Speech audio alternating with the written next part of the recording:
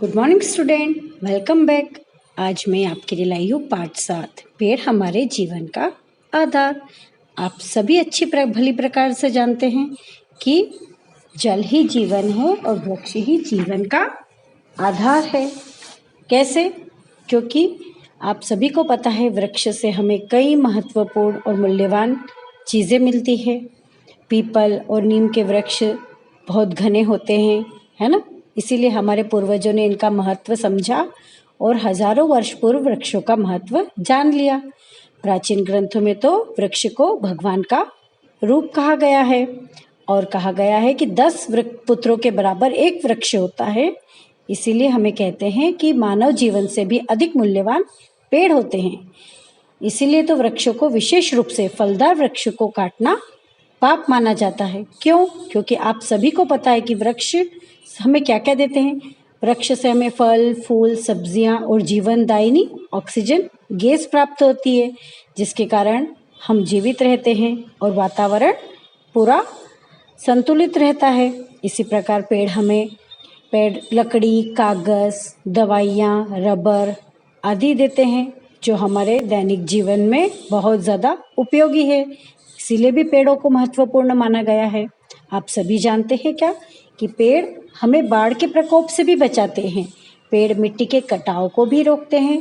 वृक्ष की जड़ें मिट्टी को कटने से और बचाती है और हमें बाढ़ की स्थिति से बचाती है। इस प्रकार पेड़ हमें गर्मियों से बचाते हैं और वातावरण को शुद्ध बनाते हैं। इसीलिए कहा गया है, ग्रंथों की बात अगर हम नहीं भी माने तो विज्ञान ने आज साबित कर दिया है कि पेड़ों के बिना हमारा जीवन बिल्कुल अधूरा है। हम बिना पेड़ के बिल्कुल जीवित नहीं रह सकते। पेड़ पशु पक्षियों, जीव जंतुओं सभी का लिए अति आवश्यक है। सभी को पेड़ों से भोजन, हवा प्राप्त होता है। इसी प्रकार हमारे पूर्वजों के कहे अनुसार पेड़ हमें ऑक्सीजन देते हैं व कार्बन डाइऑक्साइड ग्रहण करते हैं। तो हमें क्या करना है? मानव आज सुख सुविधा पूर्वक जीवन बनाने के लिए क्या कर रहा है? लगातार पेड़ों पर अत्याचार कर रहा है। वह पेड़ों को काटकर लगातार जंगल समाप्त करता जा रहा है। जंगल को काटकर शहर बसाए जा रहे हैं। सुख सुविधा के लिए की वस्तुओं का निर्माण किया जा रहा है। इसी तरह जंगल पे जंगल नष्ट करते हैं, पर इसका कुप्रभाव हमारे जीवन पे जरूर पड़ता है। और यही वृक्ष अपना दुख कह तो नहीं सकते, पर वे हमें दूसरी भाषा में जरूर संदेश देते हैं। कैसे? मौसम का बिगड़ना, कभी बाढ़ तो कभी सूखा, पानी की कमी, अनेकों नई नई बीमारियां, ये सब प्रकृति का मुख्य संदेश है।